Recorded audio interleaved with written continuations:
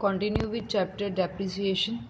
In this video we are going to discuss the very first method of depreciation, that is straight line method, also known as fixed installment method and also known as original cost method. So ये तीन नाम हैं जो हम एक method को दे सकते हैं. ऑल्टरनेटिव नाम है स्ट्रेट लाइन मेथड कह लो, फिक्स्ड इंस्टॉलमेंट कह लो या ओरिजिनल कॉस्ट मेथड कह लो. Clear? So let us start with question number 1.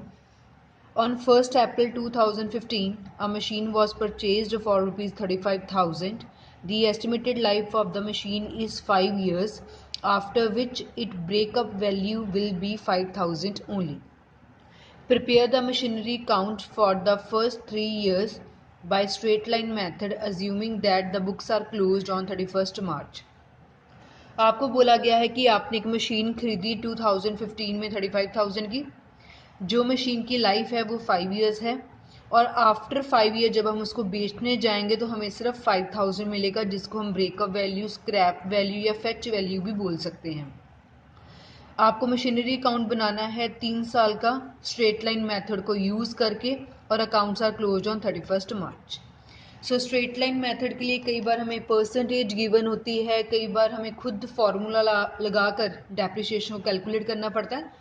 सो इस क्वेश्चन में परसेंटेज नहीं given, so we have to use a formula in order to calculate the annual depreciation and the formula is cost of an asset minus scrap value over useful life. Cost of asset का मतलब होता है कि machine की कितनी value है, उस asset की कितनी वैल्यू है. जैसे इस क्वेश्चन में एसेट की वैल्यू है 35,000, उसकी लाइफ आपको गिवन है 5 इयर्स और जब 5 साल के बाद उसको बेचने जाएंगे तो वो सिर्फ हमें 5,000 ही मिलेगा, मतलब फेच वैल्यू या स्क्रैप वैल्यू सिर्फ 5,000 होगी. तो पुट कर लिया सारी वैल्यूज़ को, 30,000 डिवाइडेड बाय 5, तो ये आपके पास आ गया ₹6,000. सो ये एनुअल डेप्रिसिएशन का फॉर्मूला है कि पूरे साल जो डेप्रिसिएशन है वो 6,000 की लगेगी. ठीक है, परसेंटेज नहीं गिवन थी, सो फॉर्मूला इस्तेमाल करके डेप्रिसिएशन को कैलकुलेट कर लिया. अब स्ट्रेट लाइन मेथड की क्या पहचान होती है कि डेप्रिसिएशन हर साल सेम रहती है.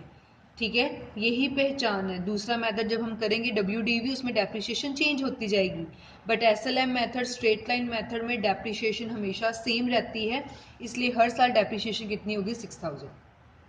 अब मशीन खरीदी थी 35,000 की 1 अप्रैल 2015. मशीनरी अकाउंट बनाया है हमने. सो 1 अप्रैल 2015, क्लियर. मशीन खरीदी है हमने, पैसे देकर खरीदते हैं, सो लिख लिया टू बैंक अकाउंट. ठीक है, कितने की मशीन खरीदी 35,000. एसेट का हमेशा डेबिट बैलेंस होता है, मशीन खरीदे तो एंट्री बन जाती है machinery account debit to bank account. Machine आ गई हमारे पास, मशीन डेबिट है तो डेबिट साइड डालना है, लिखना क्या है रिवर्स. ठीक है, मशीन खरीदी 35,000. अब पूरे साल मशीन को इस्तेमाल किया, साल का एंड आ गया, साल खत्म होता है 31 मार्च 2016. साल के एंड में हमने क्या डालना है, खर्चा, जिसको बोलते हैं डेप्रिसिएशन, कि पूरे साल मशीन यूज़ की और मशीन को यूज़ करने के बाद उसकी डेप्रिसिएशन लगी. अब हमने स्ट्रेट लाइन मेथड में अभी पढ़ा कि हमेशा डेप्रिसिएशन सेम रहती है. सो कितनी डेप्रिसिएशन है 6,000. साल के शुरू में मशीन की वैल्यू थी 35,000, पूरे साल मशीन को इस्तेमाल किया, साल के एंड में डेप्रिसिएशन लग गई 6,000. साल के एंड में हम बैलेंस भी कैलकुलेट करते हैं. सो बाय बैलेंस ब्रॉट डाउन 31 मार्च 2016, तो 35,000 में से 6,000 माइनस किया तो ये बैलेंसिंग फिगर आपके पास आ गई 29,000, और जिससे आपका दोनों डेबिट और क्रेडिट आपस में क्या हो गए, इक्वल. बहुत इजी है कि जितने की आपने मशीन खरीदी वो लिख ली, पूरे साल मशीन को इस्तेमाल किया, डेप्रिसिएशन लिख दी और बैलेंस कैलकुलेट कर लिया, क्योंकि डेबिट क्रेडिट इक्वल करने हैं.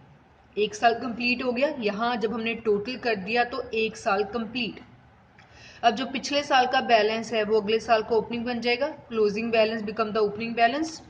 सो साल हमारा शुरू होता है 1 अप्रैल 2016. सो लिख लिया टू बैलेंस ब्रॉट डाउन, जो पिछले क्लोजिंग बैलेंस था वो अगले साल का ओपनिंग बैलेंस बन गया। फिर हमने पूरे साल मशीन को इस्तेमाल किया, साल का एंड आ गया 31 मार्च 2017। साल के एंड में हम क्या चार्ज करते हैं, डेप्रिसिएशन। स्ट्रेट लाइन मेथड में डेप्रिसिएशन सेम रहती है, सो हमने लिख लिया 6000। ठीक, साल के एंड में बैलेंस भी कैलकुलेट करना है, सो लिखते हैं बाय बैलेंस कैरी डाउन। 29,000 में से 6,000 माइनस किया तो ये आपके पास आ गया 23,000। दोनों साइड इक्वल होगी, 29,000 29,000। सेकेंड ईयर भी हमारा कंप्लीट हो गया। अगला साल शुरू हुआ 1 अप्रैल 2017। जो पिछले साल का क्लोजिंग बैलेंस होगा वो अगले साल का ओपनिंग बन जाएगा। अब क्लोजिंग बैलेंस था 23,000, ओपनिंग बैलेंस लिख लिया। फिर पूरे साल आपने इस्तेमाल किया, साल का एंड आ गया। साल के एंड में हम क्या चार्ज करते हैं, डेप्रिसिएशन।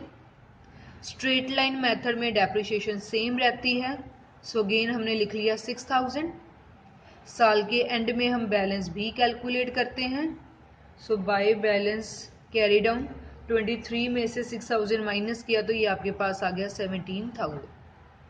और आपकी दोनों डेबिट और क्रेडिट साइड इक्वल होगी, 23,000 23,000। जो पिछले साल का क्लोजिंग है वो अगले साल का ओपनिंग बन जाएगा। To balance brought down 17,000। अब आपको क्वेश्चन में बोला गया था कि आपने 3 साल के अकाउंट बनाने हैं, so first year, second year, third year. जो पिछले का क्लोजिंग था वो आगे ब्रॉट डाउन कर दिया ओवर। ठीक है, सो स्ट्रेट लाइन मेथड बहुत इजी है। स्ट्रेट लाइन मेथड की यही पहचान होती है कि जो डेप्रिसिएशन है वो हर साल सेम रहती है। कई बार हमें परसेंटेज क्वेश्चन में गिवन है, कई बार परसेंटेज नहीं होती, सो वो हमको ये फॉर्मूला यूज करके डेप्रिसिएशन को कैलकुलेट करना पड़ता है। सो फॉर्मूले में वैल्यू पुट की, डेप्रिसिएशन आ गई 6000। जब मशीन खरीदी थी 35,000 थी, पूरे साल इस्तेमाल किया, 6000 से वैल्यू कम होगी, अब उसका बैलेंस आ गया 29,000। फिर यही बैलेंस अगले साल को ओपनिंग बन गया। फिर पूरे साल मशीन को इस्तेमाल किया, साल के एंड में उसका खर्चा डाला, उसकी वैल्यू कम होगी 6000 से, उसका बैलेंस आ गया। फिर ये बैलेंस आगे आया, फिर पूरे साल इस्तेमाल किया, डेप्रिसिएशन 6000 डाली, बैलेंस कैलकुलेट किया, ये ओपनिंग आ गया। ठीक है, 3 साल बोले थे, first year, second year, third year. ठीक है, स्ट्रेट लाइन मेथड में डेप्रिसिएशन रिमेन सेम, 6000 6000 6000। यही पहचान है स्ट्रेट लाइन मेथड की। So this was about first question of chapter depreciation.